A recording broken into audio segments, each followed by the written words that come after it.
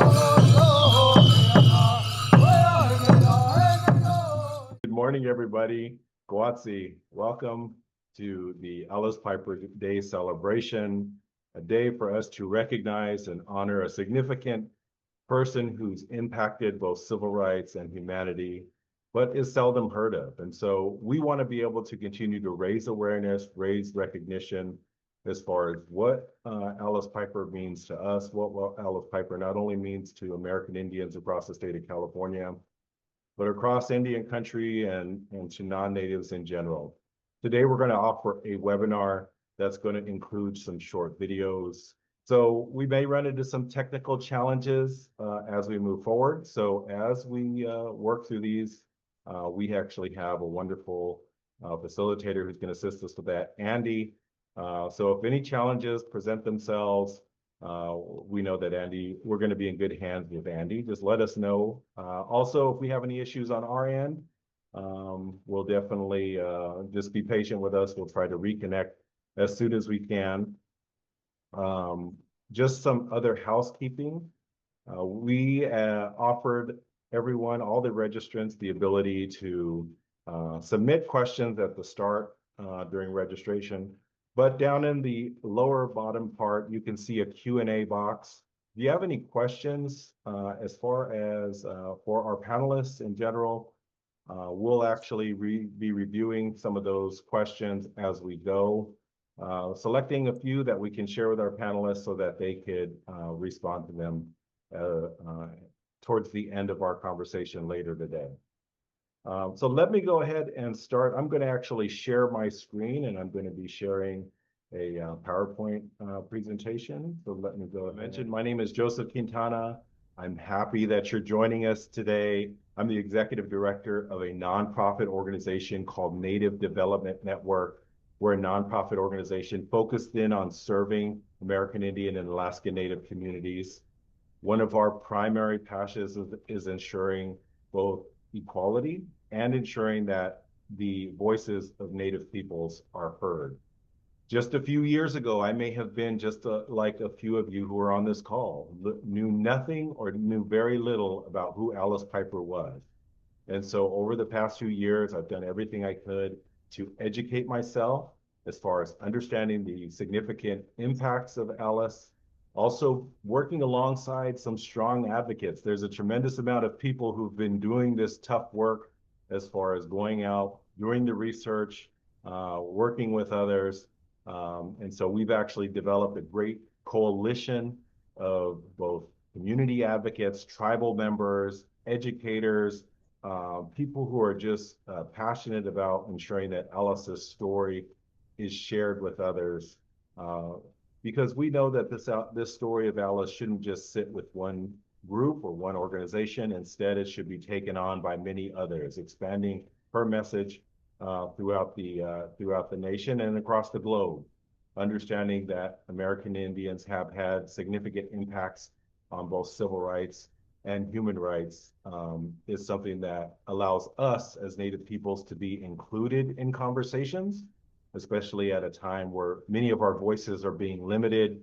We want to find opportunities where we can be heard. And so we really feel that Alice Piper is an opportunity for our young people to see themselves in education, to see themselves having access to higher education. Of course, that leads to many other things, access to good quality jobs, access to better health, access to strengthening our families and our homes and our communities as we move forward. So definitely want to welcome you all. I hope that you all are well wherever you are as we move forward.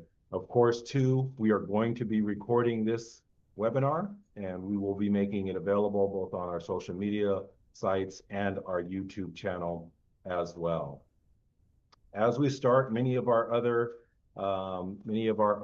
presentations and community events, we oftentimes start with a prayer or we start with a song.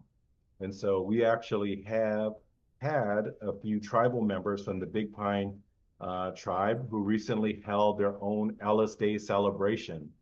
And so we're welcome to join the Tovowahamatuu Singers, who actually led a prayer song on the very steps of the building of the school where Alice Piper was denied access. So joining us are Amber Richards, Beverly White Bear, and Elaine Barlow. And so let's go here and join in a prayer song.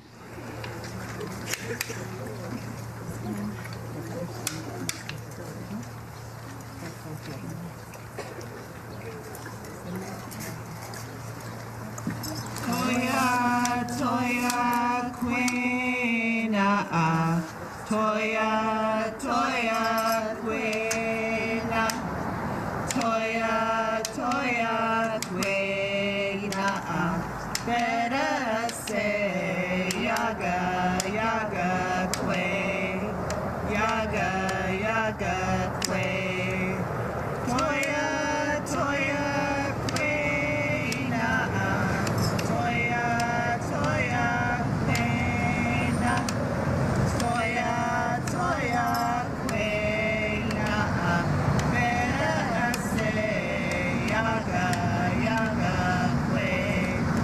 yaga, yaga, que, toya,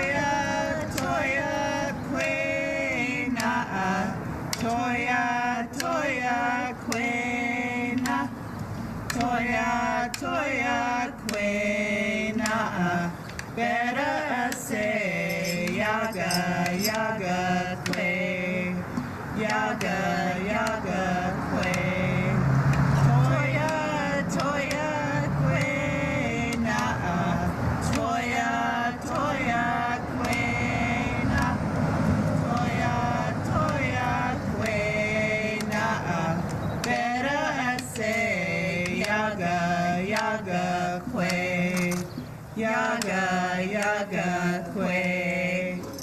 Mano. Thank you, guys.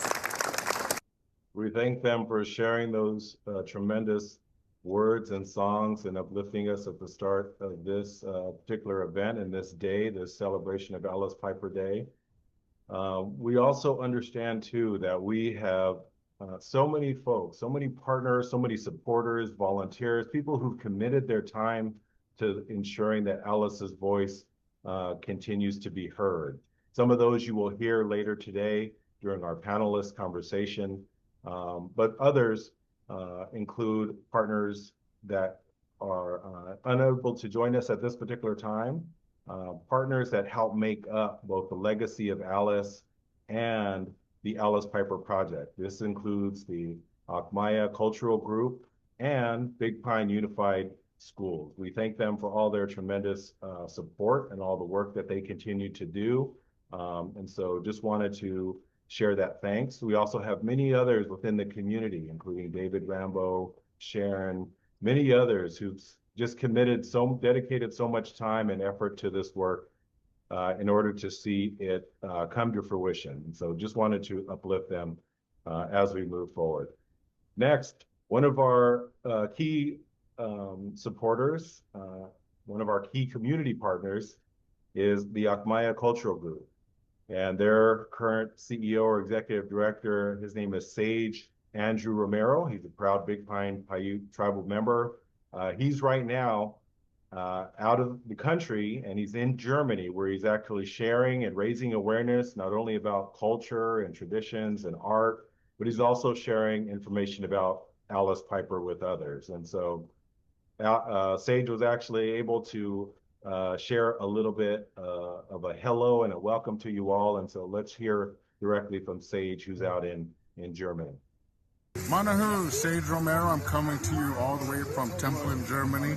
And I wanted to wish you all a happy Alice Piper Day, and also take the time to thank you all for being here, being present, honoring the legacy of her work. And we've got to continue getting the word out in as many places as we can, with as many people as we are able to. So get that word. And I also wanted to share a word that we have just finished the hard editing points of the Alice Piper Young Leaders book that'll be coming out next year, and that's going to be in cooperation with the Heyday Publishing, and we're going to be celebrating that next year, so look for that. And it was me, I'm a co-author with Laura Lee Sepsi, and our illustrator for that project was Morgan Thompson, and we're really looking forward to it. But thank you all, hope you all had a good day, and remember to honor the legacy of Alice Piper wherever you are, such as I am right now here in Germany. Thank you. We thank Sage for all the wonderful work that he has done over more than a decade, and we'll talk a little bit more about the successes that have happened during that time. But we thank Sage for all of his work and all the tribal community members who really rallied around this particular issue to ensure that we know the story of Alice and that Alice isn't forgotten. Recently, one of the projects at the Big Pine Unified School was to develop a documentary based upon the understanding of those young students. How do they understand the story of Alice, and how can they reinterpret that for others to hear? They actually developed a documentary called Alice Piper's Dream, and I invite you to visit their website or visit their YouTube channel. You can also see this linked to our Alice Piper project page on our website as well. It's about 30 minutes long, and I'm not going to show the entire thing, but there's so much information, so much of the community stories that are there. I want to at least share a part of this. So let's at least hear directly from the students' experience as far as how they understand Alice Piper.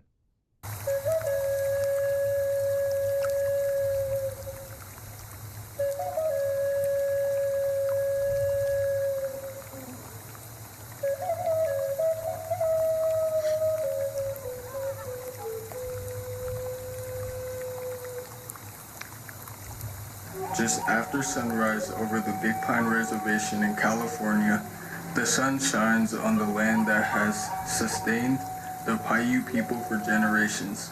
Within this serene landscape lies a history of struggle, a fight not just for the land, but for the right to an equal education, a right once denied to Native children like Alice Piper.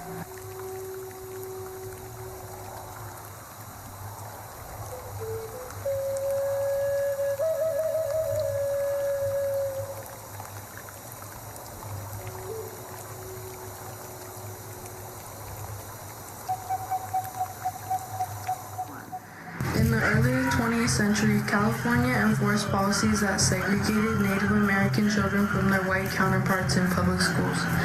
These laws reflected broader societal prejudices and aimed to keep Native children out of sight and out of the public educational system. In 1923, Alice Piper and her family took a stand that would echo through history. Alice's fight began not with weapons but with words, a lawsuit, and the support of her Paiute community.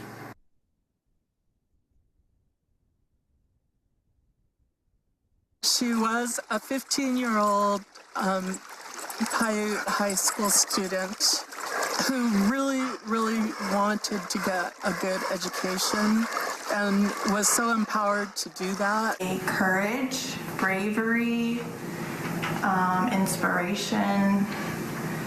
She, fought for a very big cause, and we appreciate her for that.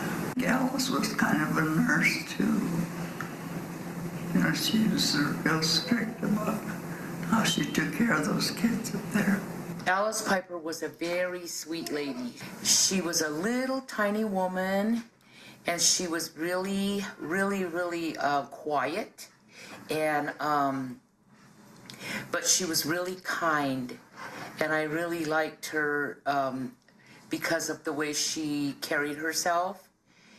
Very confident woman. She was so humble that she did all these great, and then when she came home in her later years, she was just known as a respectful person. People knew, and was always really nice and sweet. A civil rights hero. I think that she stands for a lot, not only within our community, but beyond. I think that as a Native woman that's trying to reclaim spaces and feel a sense of belonging, that's exactly what Alice Piper did. she let us all know that we belong in these spaces and that we have every right to education on our own homelands.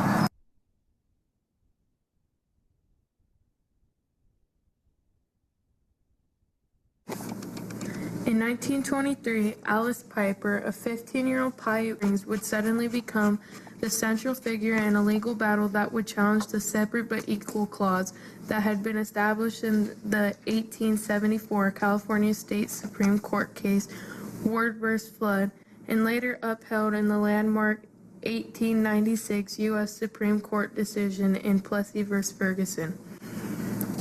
This separate but equal clause legitimized and upheld state laws that promoted racial segregation. People of color, including Native Americans, were excluded from many public places and often had to use separate facilities, including buses, trains, bathrooms, pools, drinking fountains, and schools. In the case of Alice Piper, the Indian day school she attended only went up to the 5th grade and had inferior supplies. Under separate but equal, Alice was forced to attend this Indian-only school. She and 6 other plaintiffs would soon challenge the Big Pine School District for the right to attend the newly built Big Pine Grammar School. The Native families had actually been told that if they helped finance the building of the school, then their children would be able to attend. However, when the school was built, the Native children, including Alice, were denied the right to attend due to their race. A retrospective of that day was captured in a 1946 article that appeared in the Inyo Independent as a local resident recalled. It was an exciting morning when the request was made. All the mothers and fathers of children of school age, Indian and white, were on the street to hear the answer of the district trustees. When the request was denied, the Indians immediately took court action, pressing their case in the name of Alice Piper, a beautiful, intelligent Indian girl. Reverend Frederick Collette, an evangelical minister who had formed the Indian Board of Cooperation, which was at the time focused on desegregating schools, had caught wind of Alice's plight and became involved in the case. His lawyer, J.W. Henderson, ended up representing the Pipers. Word quickly spread of Reverend Collette's involvement, and the local newspapers reported on his meddling in local affairs and chided the Native community, stating that the Indians in the Owens Valley are well treated, but if they persist in such actions as characterize them in Big Pine, they will soon lose their standing throughout the valley. This picture, taken on November 28, 1923, shows an all-white student body. Just 13 days later, J.W. Henderson would petition for a writ of mandate to the California State Supreme Court on behalf of Alice Piper. In the 1920s, racism was prevalent throughout the entire United States. Hate groups such as the Ku Klux Klan gained power, and by 1924, the Klan had reached its peak membership.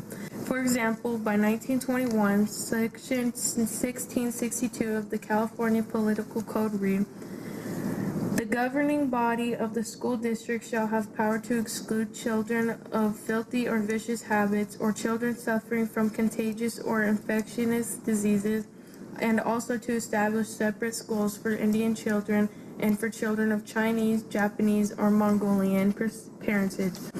When such separate schools are established, Indian children and children of Chinese, Japanese, or Mongolian parentage must not be admitted to any other school." Laws such as this made it easy to exclude Native children from public school. For example, at the time of Alice Piper's case, the Big Pine Paiute Reservation had not yet been established. Most natives were living in Indian camp on the west side of town. Most natives did not have running water at the time, and taking showers, especially during winter, was a luxury. Lice was a common problem.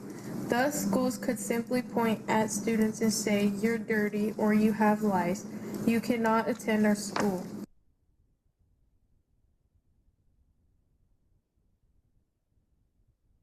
So just pausing there, we understand the significance that it's played both in the students, the educators, the community, how it's had a ripple effect out in the community that's there, and the real ownership that's taken place.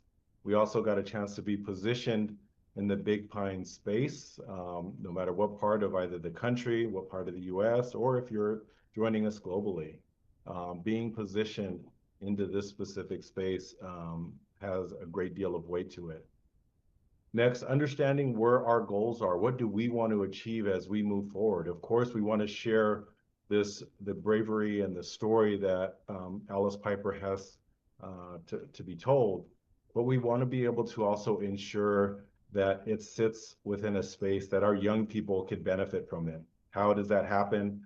Is by utilizing the ability to establish a curriculum that can be shared either within the public school system or by joining with our partners at the Bureau of Indian Education to operate it in their two Indian-run schools that they manage across the state of California, ensuring that both Native students and non-Native students can have access to this at a young age. We know that many of our young people, starting at the grades of 5 through 10, are oftentimes being shared information about civil rights. And how much does the conversation include an American Indian voice or an American Indian perspective? So that's one issue that we're working to address, and we'd hope that we can offer those resources for educators so that our young people can utilize them moving forward. Also continuing to work towards young people having access to both education and higher education.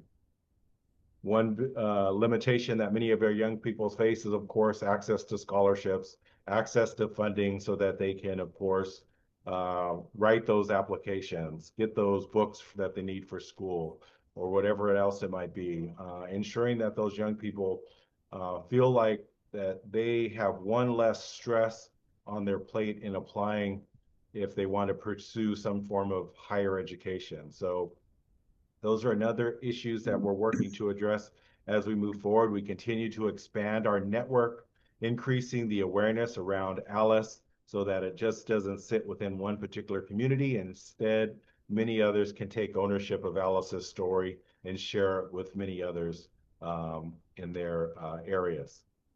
It was heard in the short video, Alice Piper's Dream. The young people talk about many of the challenges American Indian students face. And of course, we all know the significant impact of the boarding school era, starting off in the 1800s by a former general by the name of Richard Pratt, who during one of his speeches, a public speech that he gave, he talked about a movement away from this doctrine by the U.S. government of the only good Indian is a dead Indian, and then moving it into this form of forced education, where he described he wanted to kill the Indian in order to save the man.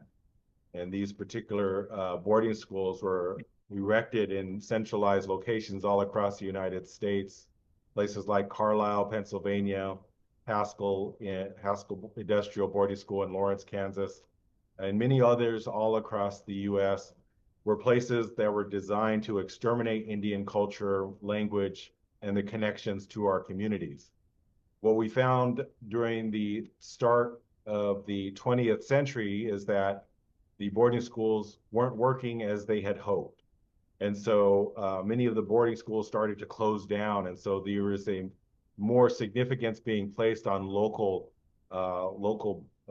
Indian schools that were more accessible to students. There, of course, was a greater fight for equality. You can see an example of a day school here. And then, of course, the erection of a much larger public school where there was this buy-in that was being sought out, because the townspeople would say that we would erect these new schools with the hope that we would attract both Indian and non-Indian students. But the reality is these schools weren't being meant for Indian students. Many students like Alice Piper were being locked out or left out of access to public schools like Big Pine Unified at its inception. We also see a number of early photos here of Alice that we've started to add to our overall collection. Alice is featured in different parts of these particular images, but of course these images help us tell a story. So how can we protect these images? How can we ensure that they're able to survive Can we also digitize them and make them more accessible to others as we move forward? So these types of documents, whether it be old newspaper articles, telegrams, or photos like you see here, how could we ensure that this part of the story is also collected and restored for others? An example of one of those telegrams helps us identify a realistic part of the Alice Piper story, in that the local school and the local district attorney knew a week in advance that they were going to lose the Alice Piper case at the state Supreme Court level. And they still describe in their correspondence with one another that they gave all that they can. They gave the best that they had. And importantly, that wasn't enough, and they knew that they were going to lose in the long run. No matter what obstacle they placed in front of the Alice Piper case, they knew they weren't going to be successful. And so those are some of the things that we have to protect, and some of those resources have to be made available to others. Here we can see a history of our timeline of what's happened over the last over 101 years since 1923. This is very brief, but this at least shares some of the instances that took place. So Alice Piper in 1923, she seeks to attend the local public school. This was at a time where there were actually 5 other cases that were being taken to court that were requesting for equal opportunities for American Indian students. But Alice Piper's was different in that she chose the perspective of challenging the Dawes Act. In 1924, that case goes to the state Supreme Court, where the Supreme Court actually rules in Alice's favor, helping to end segregation of the public school system all across the state of California. 30 years before Brown versus Board of Education, which is what we oftentimes look to as the seminal piece of what civil rights in education and access to education should be. In 2013, Big Pine Unified School, the same school that denied Alice Piper access, actually starts establishing an educational program that's rooted in teaching the history about the Alice Piper case. They include things like language, also start talking about who Alice Piper was. And so they start sharing this intergenerationally with their students. Then the school also raises money within the community, and they actually dedicate a statue in front of the school, becoming one of the first statues dedicated to an American Indian woman to sit outside of a public school in the United States. And so if you ever traveling alongside that highway, if you're making your way up towards Mammoth or other areas, stop, take a visit, get a chance to visit with that statue, read a little bit more about the history in that space. And another thing that you can also do now is, just a few years ago, you can actually find now the Alice Piper gravesite. So where Alice Piper was buried, she previously did not have a headstone. So the community was able to raise funds. They were able to actually place in a marker or a headstone where you can actually go share prayers and think through what Alice Piper actually means to you and your story. Last year was a significant piece of our history in that we were able to celebrate the 100th anniversary of the Alice Piper case. And so we were able to bring so many different folks together, community members, people who were interested and invested in this work, political leaders, tribal leaders, community people who wanted to learn more about who Alice Piper was. We actually hosted an in-person event on the very steps where Alice was denied access, and we had a terrific turnout. It was a wonderful event to celebrate, to raise awareness, and similar to what we're doing now is to continue to bridge these conversations amongst different peoples and different groups. Of course, we had to rely, and we're very thankful for the political support that we received. We can share a number of what those videos what looked like at that particular time. One of those was from one of the first American Indian Assembly members in the state of California, which is James Ramos, who was tremendously supportive of this work. And we thank him and share our appreciation for him and his staff. We also share our appreciation for the Native American Caucus. One of those members was Senator Marie Alvarado Gill, who actually presented our resolution SCR 145 in front of the state. And you can actually hear those words directly from her as far as the impact of Alice Piper. Senate Concurrent Resolution 145 by Senator Alvarado Gill relative to Alice Piper Day. Senator. Thank you, Madam President. I rise as a proud member of the Native American Caucus, along with our esteemed caucus chair, the Assembly member from San Bernardino, to present Senate Concurrent Resolution 145, which commemorates Alice Piper Day here in California. Well, many of you are likely hearing of Alice Piper for the first time. I first was introduced to the Alice Piper legacy while on my listening tour in Indian country over our spring break. Alice Piper was a Paiute woman who marked history and a trailblazer in education equity. She made history in 1924 by successfully suing the Big Pine School District of Inyo County to integrate classrooms and allow Indigenous students to attend their schools. She was only 15 years old. Born on June 7, 1908 in Big Pine, Alice attended a nearby Indian day school run by the Bureau of Indian Affairs. This school had opened in 1891 during the height of the assimilationist movement or model of Native American uneducation. The federal government operated these schools to sever Native children ties with their indigenous cultures, language, customs, and homeland, replacing them with Anglo-American curriculum that emphasized careers in manual labor. These Indian day schools were grossly underfunded, offered very few grade levels, and had a poor quality of education as compared to those offered to white students. In the late 19th century, California courts had affirmed the rights of school districts to follow a separate but equal doctrine. Nevertheless, in 1923, Alice and 6 other Native children attempted to attend the Big Pine High School, but the school board denied them entry due to their race. Piper sued on the grounds that her 14th Amendment rights had been violated. In the Supreme Court case, Piper versus Big Pine School District, not only was the outcome changed the treatment of Native American children in public schools, but the California Supreme Court voted unanimously in her favor. This case also set precedent that was later cited by Chief Justice Warren in the U.S. Supreme Court in a landmark decision case, Brown versus the Board of Education, declaring that racial segregation in schools was and is indeed unconstitutional. Piper's court victory became the pivotal point in time, ending the practice of sending Indian children to separate schools.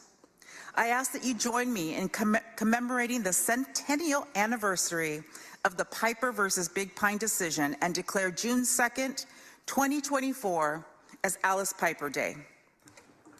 I respectfully ask for an aye vote. Thank you, Senator. Colleagues, do we have any discussion or debate? I'm seeing none, I'm hearing none. This item is eligible for unanimous roll call. Do we have any objection? Ayes 35, no 0. Resolution is adopted. Now on to our consent calendar. We have 2 items, items 61 and 62. Those unanimous votes. Actually, to be in that room felt like a culmination of the efforts of so many to actually get to this point where we can recognize Alice Piper across the state. And so it was a tremendous opportunity to hear those words. We also got to actually sit into, as James Ramos also shared this same information with the Assembly as well.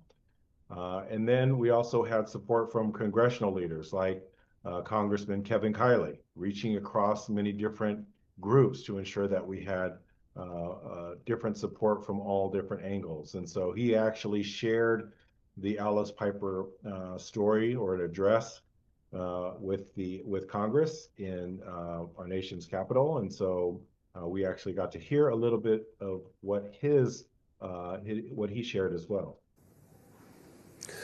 Madam Speaker, I wish to celebrate the centennial anniversary of the Piper versus Big Pine School District of Inyo County decision, which led to the desegregation of Native American youth in California public schools.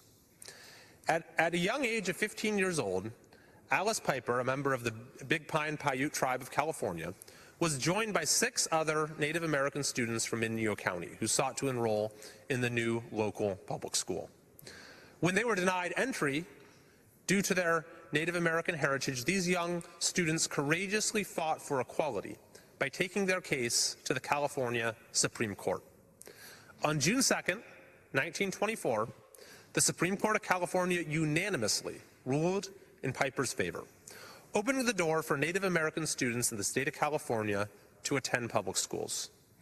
This ruling was cited as precedent in the landmark U.S. Supreme Court case, Brown versus the Board of Education, which of course established racial segregation in public schools as unconstitutional.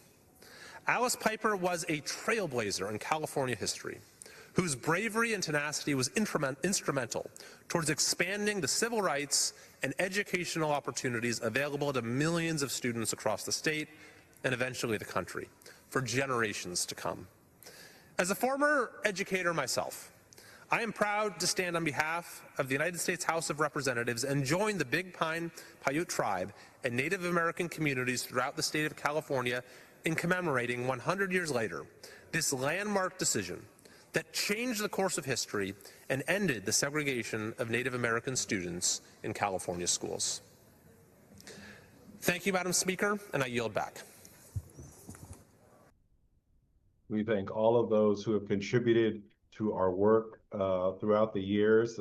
There's been tremendous successes, including most recently, Alice Piper was also inducted to the California Museum's State of California Museum's Hall of Fame. She was one of 5 inductees, the first ever time that all 5 were female. So she went in with people like Tina Turner and others and thinking about her contributions. And so we look forward to seeing that exhibit, making our way to Sacramento, visiting in that space, and getting a chance to see Alice Piper forever shared in those types of exhibits. As we move to present day, thinking about the lasting impact of Alice, including on those next generations of students who see her as a guiding light or a beacon of hope for themselves. Thinking of it not just from a Native perspective, but considering the non-Native students as well. And I think utilizing what Big Pine Unified has done as a pilot project is a way that we might be able to introduce this to other public schools across the state. And so let us hear directly from those young students who've been directly impacted by Alice Piper's dream. This is how we honor Alice Piper. Manahu Sawiru Wahu Ika. Hello and good morning. Welcome to Tovowahamatuu, Big Pine.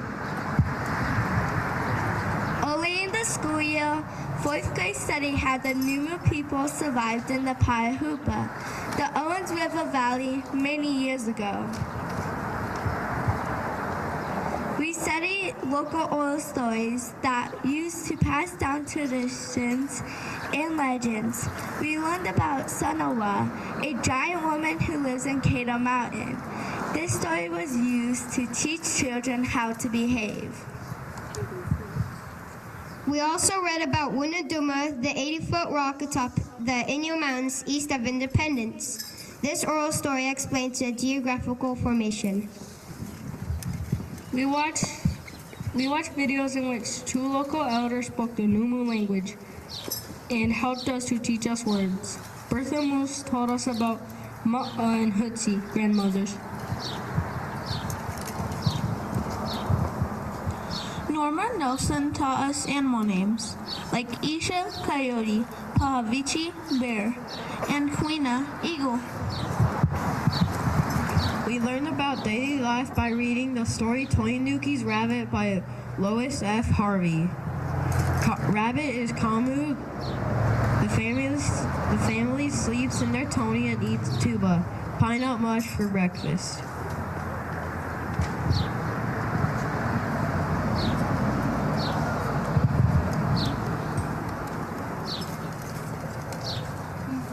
We visited the Culture Center in Bishop where we observed artifacts like tools because we want to make cords. We visited local sites close to Big Pine where we learned that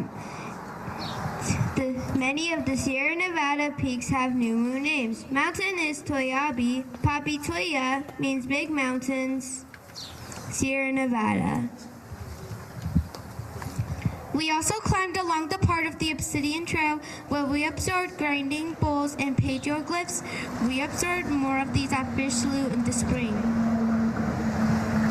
Even after the learning expedition, we continued to spread the language by teaching words and phrases to the whole school on Manahu Mondays during morning announcements. Manahu Monday announcements include greetings, phrases, places, and everyday words like numbers and the days of the week. Let's count to 10. Sumu, Waha, Pahi, Watsu, Manugi, Navahi, Tetsui, Wusui, Kunuki, and Siwana.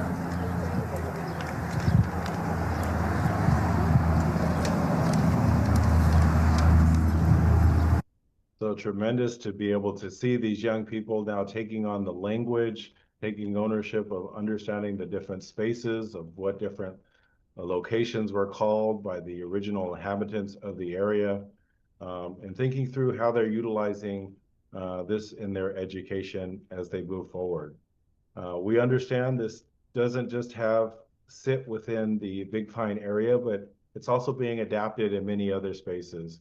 And one of those is within a local public school, Irvine High School, where we actually got a chance to meet with 3 young people, Chloe, Emily, and Brandon, who are all juniors at Irvine High School. And they recently submitted to a poster competition, a researched poster that reflects the Alice Piper story, the Alice Piper case.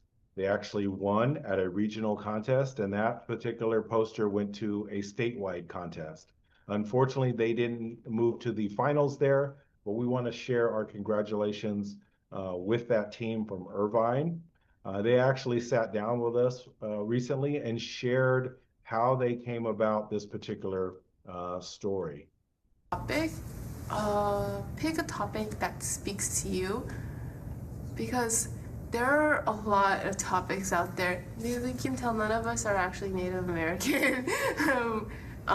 We are immigrants, but I came here since I was like 4, so I don't really know if that counts. But for us, besides our age, we have no direct connection to Alice Piper, but just something about her story spoke to us. She fought for her rights. We didn't know anything about her besides that she was an advocate. There are like thousands of advocates out there.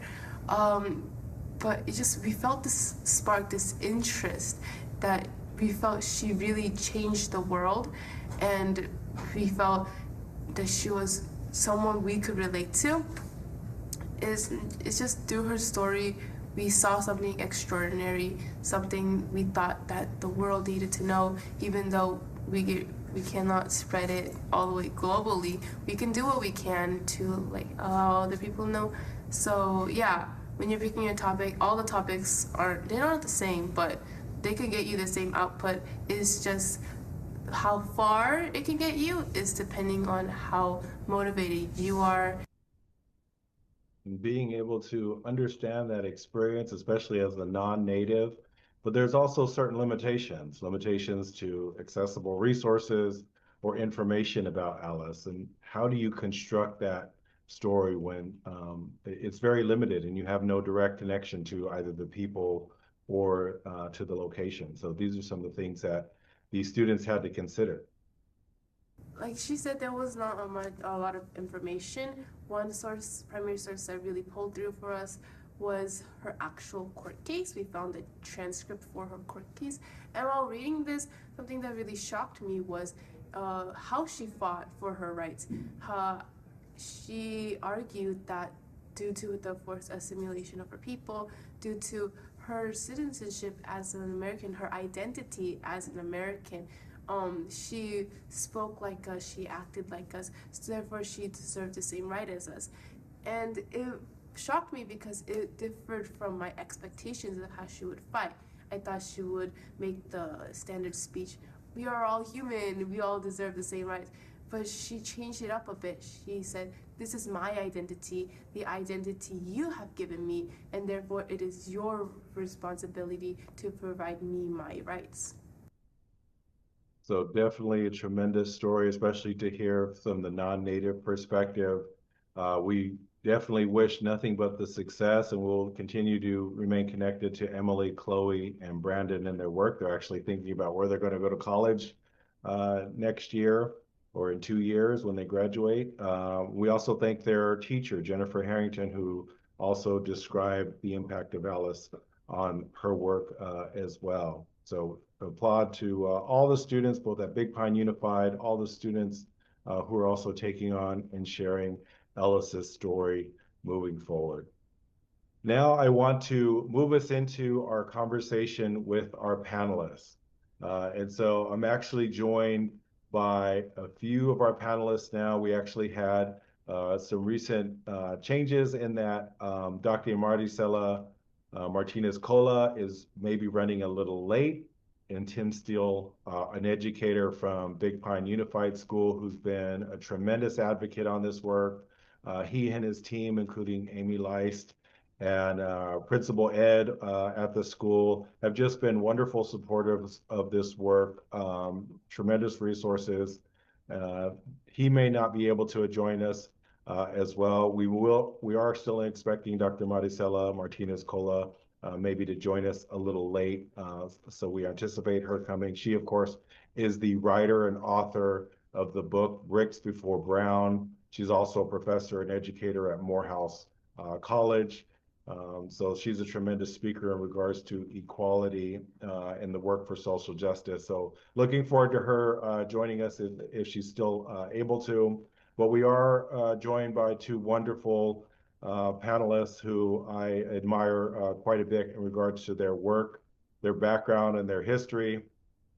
Marty Meaden has been a first in many other ways. Just like Alice Piper was a first to lead the charge in regards to accessing the public schools here, Marty has led the way from becoming an educator and teacher in classroom all the way to being a first person of color and sitting on boards, including working at the California Teachers Association board and understanding decision making, policy making, how we're working to better opportunities for not just Native students, but every students in general. But being the first American Indian in the room, I know could hold a great deal of weight. So very much happy to see you here, Marty, and thank you for joining us.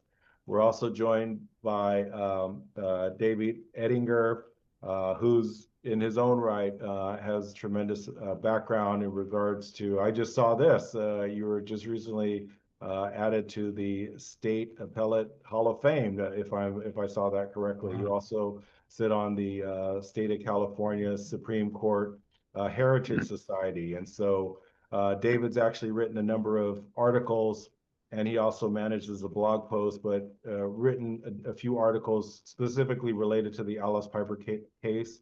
We've actually shared links with others and have a copy of one of his articles on our Alice Piper project page. Thank you both for being here. You've heard me sing your praises, but wonder if you'd share a brief introduction. I'll start with you, Marty. Marty, can you share a brief introduction about yourself and describe your role or your area of work and how you got involved, how you got interested in Alice Piper. And I'm going to actually stop sharing my screen so we can see each other. So many thanks to you and the opportunity to speak today. Though I am not the expert in any realm at all.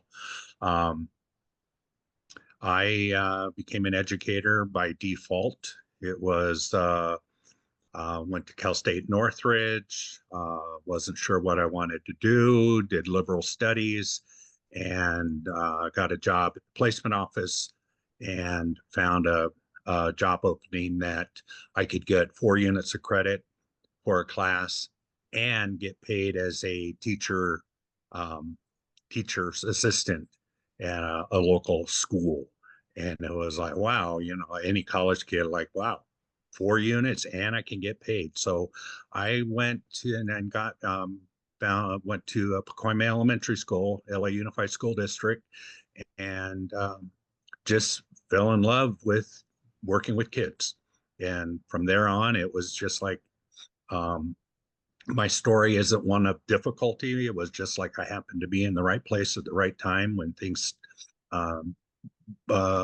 occurred. And I became a teacher in Palmdale, northern LA County out in the desert. My heritage is Paiute from Mono Lake and Washoe from the Wamelti Band north of Lake Tahoe in the Loyalton area. My father is Katsan from Winter Haven and Yuma. Have always known my heritage, and so just the interest in Native American stuff as a young kid. As a teacher, I ended up in 3rd grade, which was local history, and local history in the Antelope Valley, northern LA County, was non-existent other than settlers came in, drove out the antelope, the railroad came, and there were boom times and bust times in the valley, and then aerospace. And that was pretty much it. And so I took it upon myself to start developing a curriculum of pre-American contact involving the 5 local groups of Native folks there in the Antelope Valley. And from there, going to visiting archaeological sites, petroglyph sites, and things like that. So there's always been an interest. So as a teacher, I was living in Palmdale, but then my mom was living here in Gardnerville, Nevada, and so I came up this way frequently. I currently live in Gardnerville. I'm retired, and on a trip home, once I stopped at the Eastern California Museum and saw a little article posted about Alice Piper. Took a picture of it and then started researching, and that was probably about 2010. And in 2011, I was on the Ethnic Minority Affairs Committee for the California Teachers Association, and we did a presentation on the desegregation of public schools. And I did a small presentation on Alice Piper there. And from there, within the Teachers Association, things started blossoming. The American Indian Alaska Native Caucus of CTA was able to get Alice Piper Day put on the California Teachers Association members' calendars, where they used to issue a small pamphlet of calendar and historical dates and all. Then and then we also were able to start getting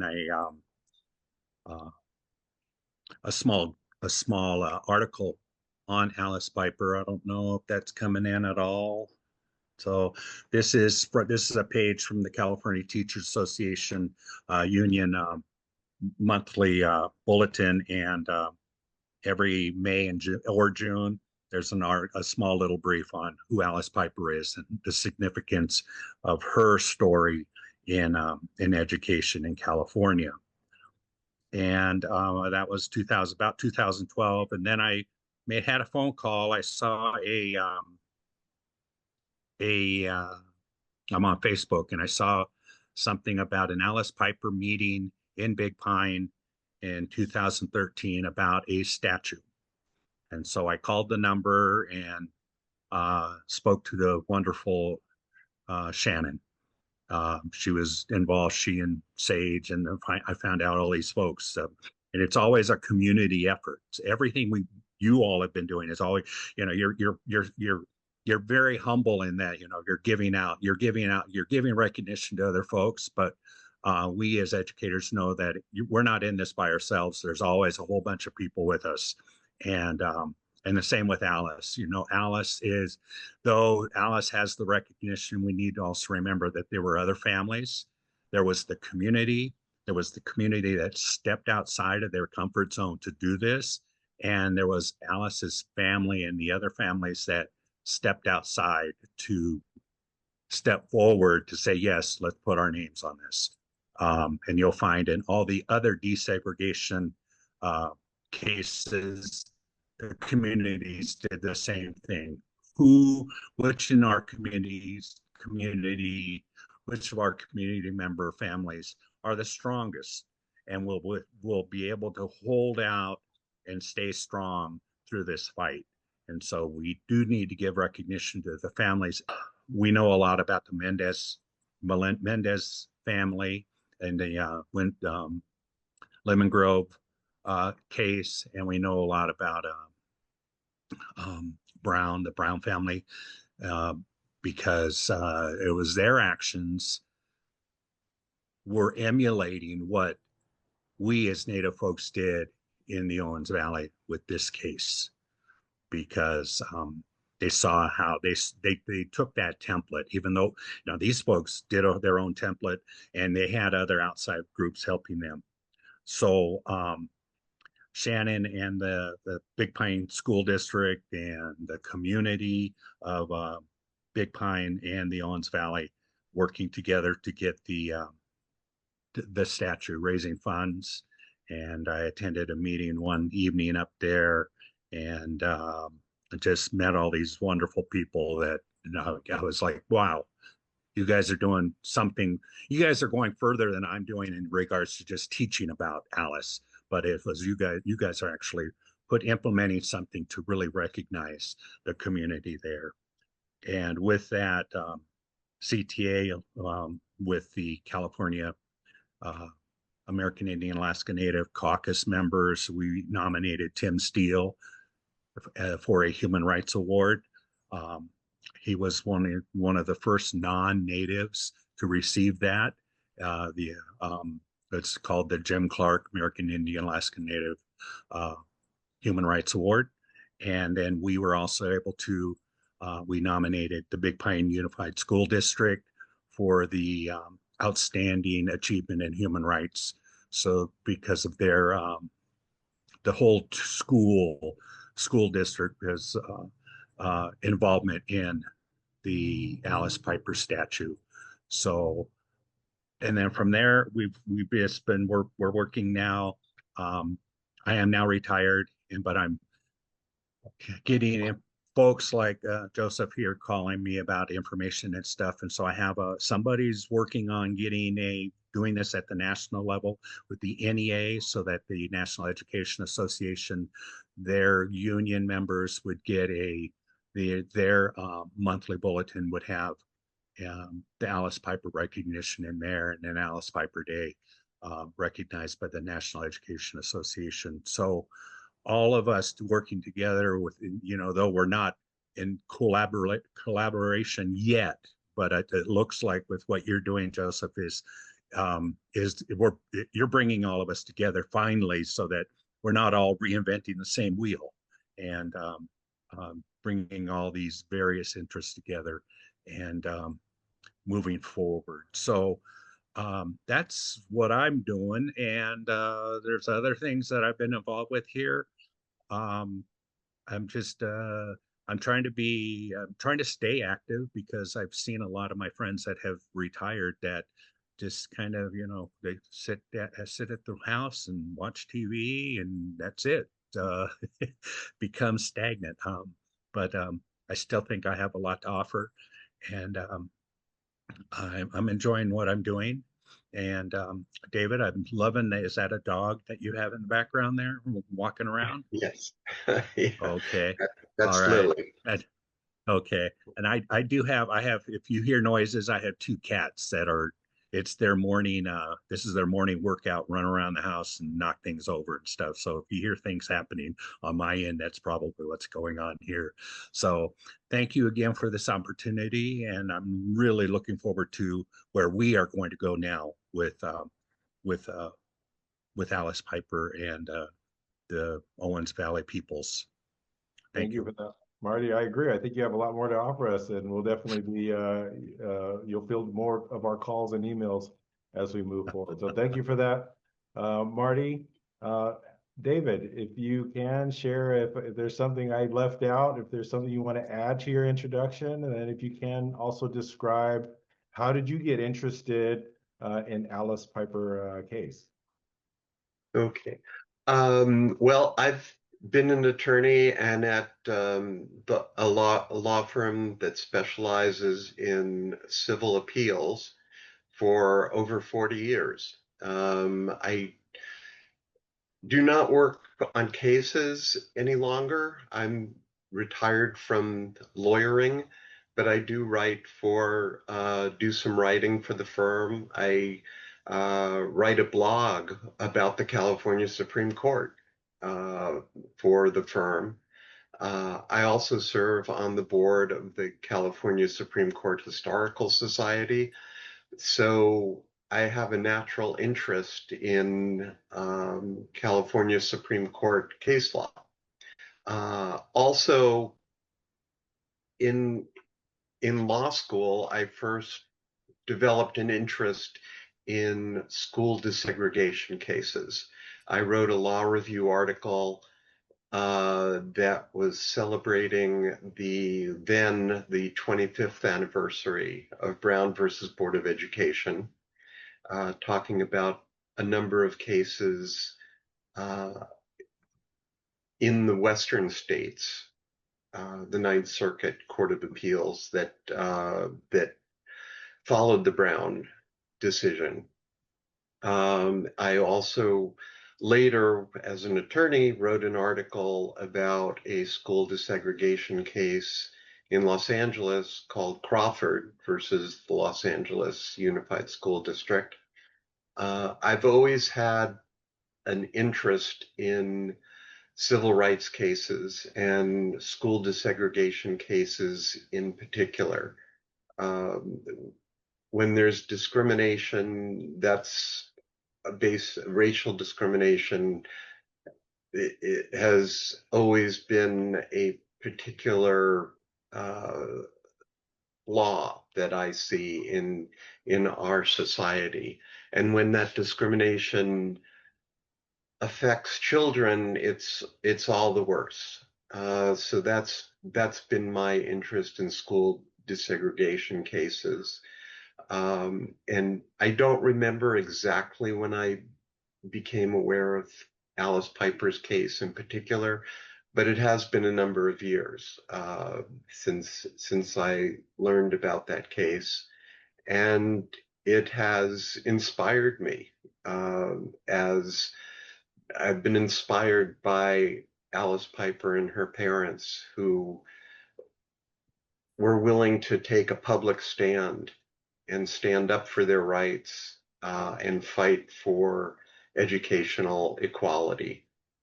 And in this situation, successfully. There were certainly many others who were unsuccessful, but she and her parents were successful. And it's something that should be honored and celebrated. I wholeheartedly agree with you, David. And I think that leads me to a question. I'll start with you, David, if you don't mind. Just coming back to something that you talked about. In your experience, you've written articles for law periodicals or journals. You also manage the blog post for, you're having conversations with with a community that's might not be so invested in a case like this. I'm not too sure, but I'm just considering, do you feel like the Alice Piper story has remained largely untold by mainstream media or others? What are you hearing or what are you feeling as a sense or as a response to your most recent article? I thought it was well done. I go back and there's so much in there to touch base on. But just thinking through it, do we feel like the story is still getting out there slowly, but slowly taking hold with others? What is your feeling behind it? Well, I think you're right that it's one of the lesser known civil rights cases, but there is definitely progress being made and making it more well known, especially in the last 10 years or so since the statue was erected in I think 2014, and now the legislature with its resolution recognizing Alice Piper Day on the centennial last year, being mentioned in Professor Kohler Martinez's book, a separate chapter on the case. I hope I have contributed a little bit to making it better known with an article in the Historical Society's review. So it is, I think, slowly being better recognized as a significant civil rights case. Thank you for that, David. And similar question, Marty, in the space, although you're retired, you're still heavily engaged with academics, educators. I know most recently you were marching with groups here, even locally in Southern California, in regards to working to ensure all rights of students are being met. So just thinking through, are other non-native educators taking hold of the story? Are there limitations to how we can share that information?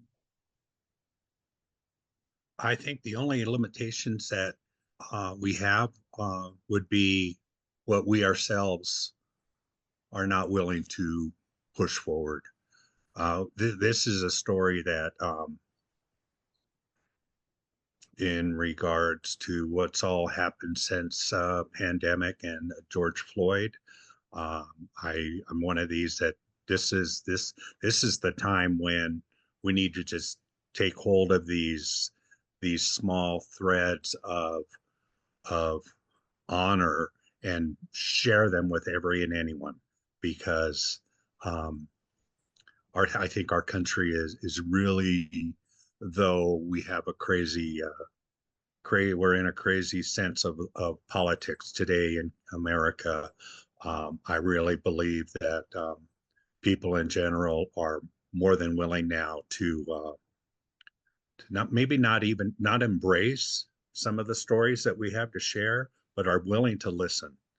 But I firmly believe that our kids, our youth, are they're living in an era where we can just flash out bits of information on social media or over the internet, and it'll spark somebody's interest somewhere, and it not necessarily a native student, maybe just somebody that happens to be interested, or you just like I said, I was driving through Independence and I saw this article on the wall, and but yes, I'm really involved with the Liberated Ethnic Studies curriculum, the Model Curriculum Consortium. California has it's this year that they should be, school districts are supposed to be putting at least one class together in regards to ethnic studies, and we're getting a whole lot of pushback. One class out of a class of how many hours when that a student has to be in a public education realm. from kindergarten all the way to high school. We're talking about a class, a semester or 2 semesters, and that's not a whole lot of time. But to get that the pushback from not only some community members, but some folks within the education community, which really surprises me that we have folks that uh, I have a slide that says that I use in some of my presentations. I teach the hard history because you need to know it. So, and so that, and then I've been involved with protest here in the Gardnerville, Minden, Douglas County. There was a sundown siren here, and I was very involved with getting that shut down. Those of us said no sundown sirens. It was right many regards to the African American folks needed to be out of town by a certain time after that siren went off. But here it was for the Washoe people in their own homeland. 6 o'clock, that siren went off, and they had to be out of town by 7 in their own homeland area. And so, this is, we're honoring firefighters now when that alarm goes off. I was like, well, you may be, but you are really insulting us Washoe people and those Washoe descendants by continuing that. So we were able to get the Nevada State Legislature to pass a law that silenced it. So these little successes bring a lot of success for kids that are watching, because we know that students are always watching and we never know who is watching us. So we need to be on our best behavior at all times, and we have to be those models that we want our students to be.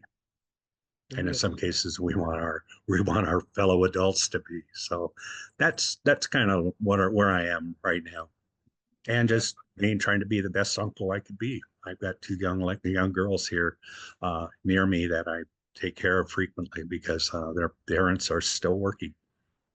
And our students become those future leaders that are going to be running our tribes, running our countries, writing those policies. I have a question to follow up, Marty, as you were describing some of the work that you've done. We're 101 years since the Alice Piper court case decision. What challenges do Native students continue to face in the classroom? Are there still challenges? Is it access, representation, equity to education? Is there anything? You've worked in the classroom before. You've also worked on the board side.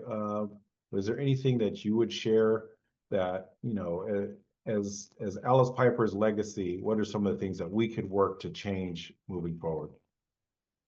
Well, everything that you said there, our students still in our community still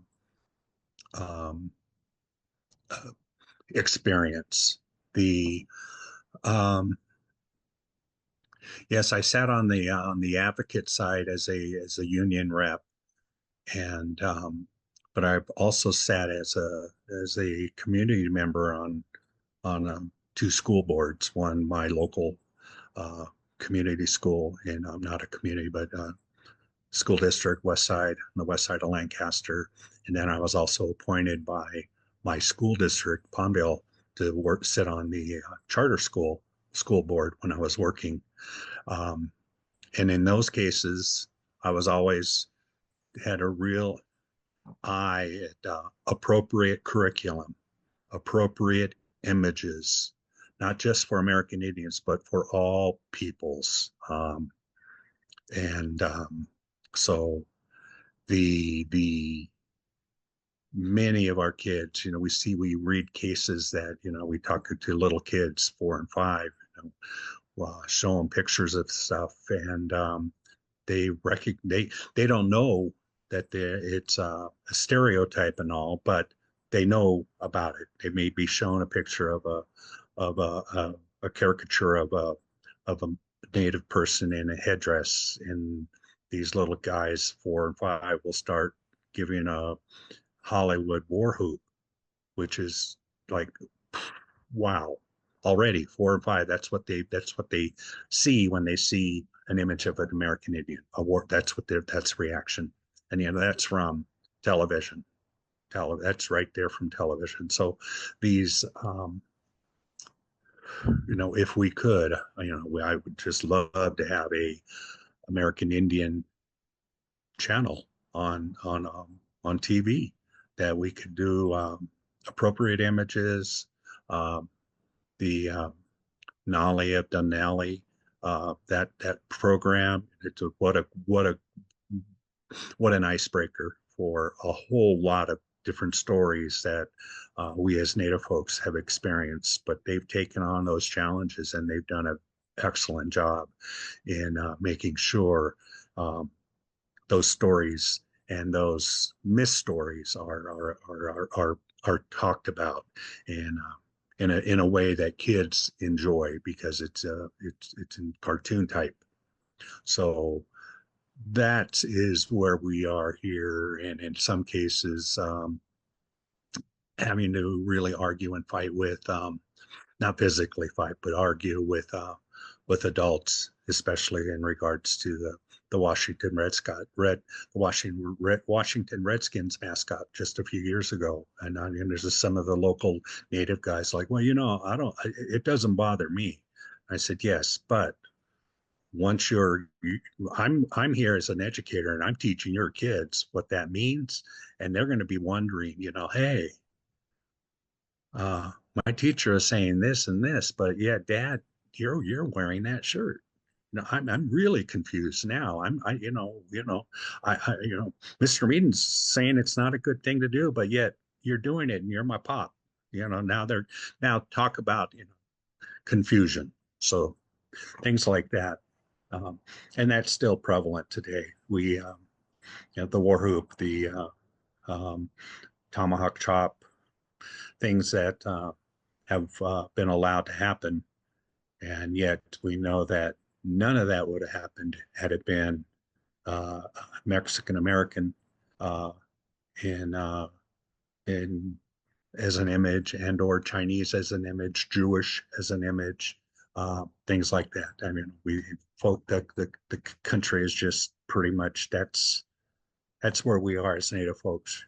Just not secondhand citizens, but third or fourth hand citizens. Thank you for that, Marty. I think that was something that was, as you were describing it, every emotion that I experienced coming up as a young person in school or playing athletics or whatever else it might be, being the first or only American Indian in the room in certain instances, you hear all those negative stereotypes because people have bought into that imagery in one way or the other, or they felt that it's become acceptable because we've allowed it to be acceptable in the room. We don't speak up. It's time to say no more. So thank you for sharing that. Yes, there and also being called chief by your buddies and all. I finally told them, I may be a descendant of a chief, but no, I'm a warrior. Call me a warrior. And so that kind of got a lot of them to stop. They started to think, well, okay, I can't call him a warrior because then that's giving him too much power.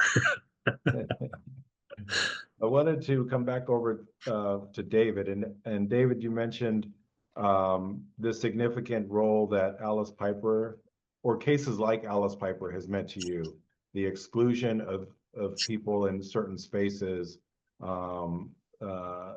In thinking through the Alice Piper case was really a turning point for educational access, so Native students could formally go to public schools. Wanting to ask, just based upon the work that you've done, what does that significant role that Alice Piper's case, why does it continue to come back to you? How does it continue to play a role in the work that you continue to do? Well, at the time the case was litigated, the law, both by the legislature and by the courts, were very much against Alice Piper. This was the time of Plessy versus Ferguson by the U.S. Supreme Court that said separate schools for different races was constitutional, and there was no problem with it. And the California legislature had adopted a statute that said if you have a separate school for Native Americans, those children cannot go to the established public schools. So the fact that that Alice Piper and her parents and her attorney were able to get a ruling from the California Supreme Court despite these laws, allowing her, requiring her to be admitted to the regular school district school, was a major milestone. And I really like the title of Professor Cola Martinez's book, Bricks Before Brown, that this was one of the bricks that led to the overturning of Plessy versus Ferguson, and the decision that separate schools were not constitutional. Thank you for that. Yeah, it's too bad Dr. Martinez Cola isn't with us, but it's tremendous voice, and like you, I do turn back to the book quite a bit, because I do find we have to sit on a foundation, and for us to sit on a strong foundation, we have to consider those cases that were the start of all of this. What could we build upon towards Brown versus Board? And I think she lays out a great framework for that. Want to ask I know we're running low on time, so want to ask just two more questions. One of those is in regards to, we're working in different spaces, oftentimes that don't have a whole lot of interaction with one another, native space and a non-native space. And just thinking through, as allies, we know we couldn't do this work. We couldn't have done all the work we saw in 2024 with the 100th celebration, with the recognition statewide with SCR 145, with her also being inducted in the statewide California Museum Hall of Fame. Those types of things, it took so many different groups to come together, both native and non-native allies, working in unison in order to organize and get things done. But thinking through, how could allies and institutions support native-led efforts to improve education equity? Are there things that we can do to help alleviate any tension that might be out there? Is there anything that you all can offer as guidance as far as ways that we can improve communication? And how can we also work towards, this progress in ensuring that we want to achieve certain goals? We want to achieve that Alice Paper is well known and that young people know about her moving forward. How can we all be a part of that conversation and be a part of that success as we move forward? Do you all have any recommendations as we move forward? Well, I know, Joseph, you've been involved in trying to get the Piper case as part of school curriculum in California, as the Mendez case is, the Orange County Mendez case is already. And I think that's very important. It's very important to have education about the Piper case, about the Mendez case, about the context in which those cases arose, the history of the boarding schools, and the kidnapping of Native children to be sent, and the attempts to eliminate Indian culture. That's very important for students, for citizens to know, American citizens to know about. And the attempts right now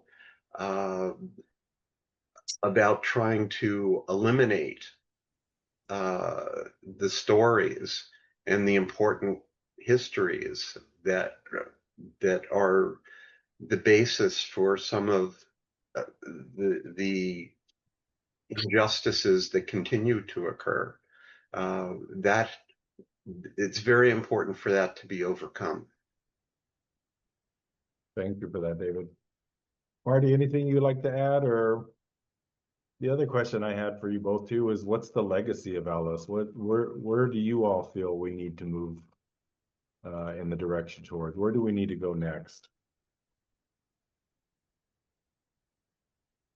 And Go ahead, David. no, I was going to defer to you, Marty.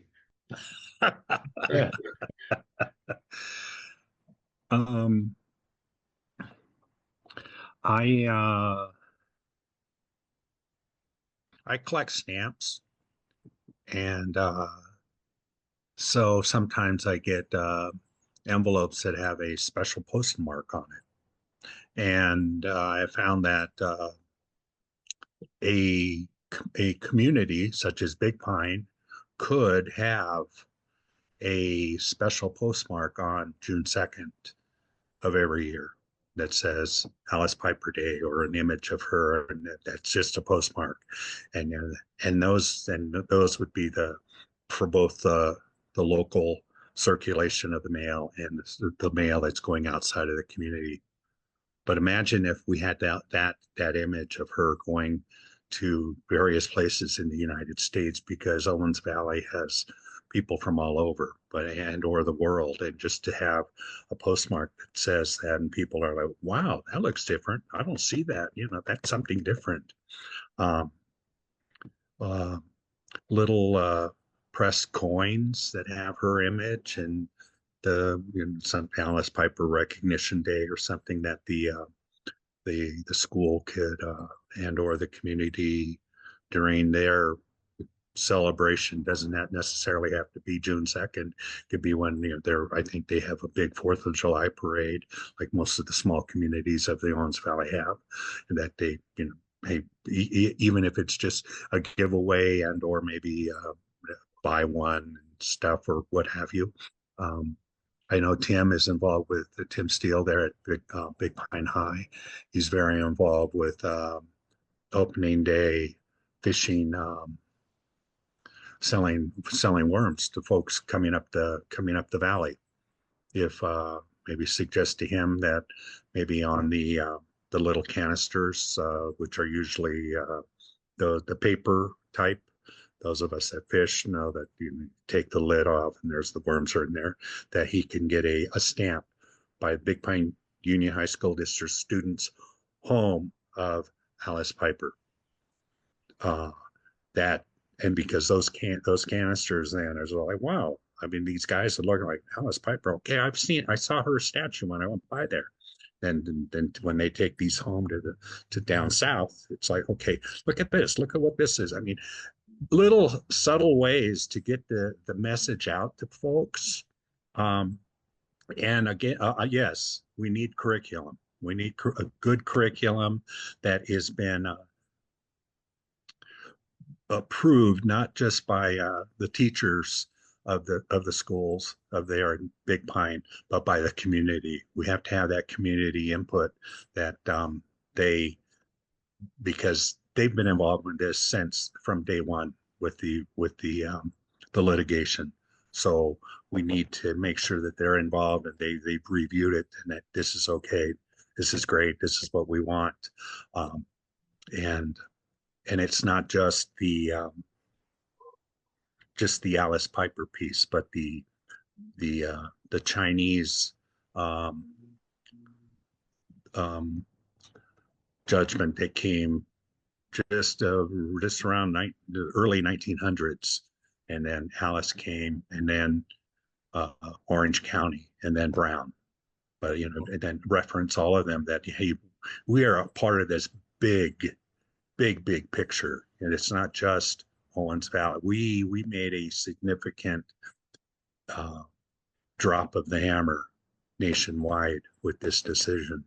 So it's not just an Owens Valley, California case. It's nationwide, something that folks need to learn. And I think with the National Education Association, their meeting is the first week, end of June, beginning of July, and it's in Portland this year. And I'm planning to go as a visitor to see get the information and all. And I think if Joseph, I think right now you're pretty much the clearinghouse and the archivist for all of this information. So I was just prior to the meeting here, I'm sending out notes to folks. Hey, this meeting's starting. Come on, join in and all. You know, a lot of folks are like, well, I'm at work, but I have this. Can you share this with the guys and stuff? So I have an article. I mean, I have a paper a student from UC Davis wrote that I'm going to send you. I haven't read it. I just got it from who was the professor there at UC Davis. One of her students wrote it. So I'll send it to you so we can see what it looks like and maybe follow up with this individual, what they've done. And I don't know where she's from or her ethnicity. So I'm scattered all over in answering your question, but the other is we need to be vigilant, not vigilant, because it is hard work, and it's hard work because it's 100 years old.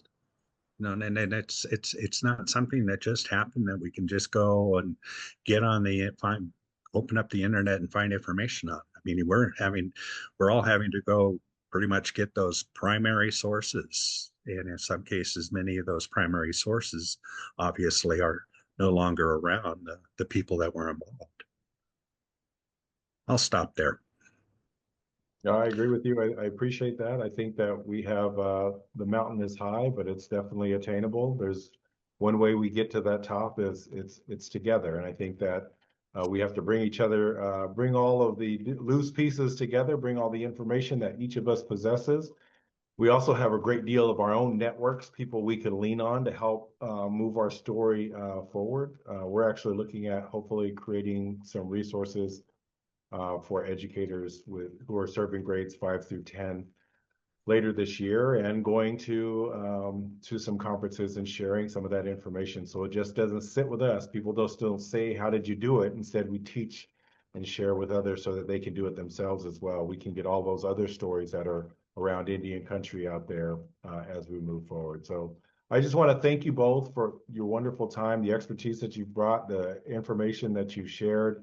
We actually got a few questions in the chat, and so we'll take note of those, and I'll be sharing them with the two of you and with our other panelists to see if they would like to also write out a written response, and we'll share that either on our website or make it available in any other way.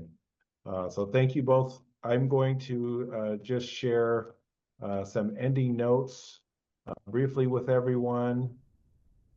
So that we can conclude. I definitely want to thank you both, Marty and David, for joining us. Thank you for the continued work that you all continue to do. I also want to share a big thanks to our supporters as part of the Alice Piper Project that include our Maya Cultural Group and the Big Pine Unified Schools as well. Thank you from everyone from the principal ed to educators, Tim Steele, Amy, and everybody who's a part of the team there as well.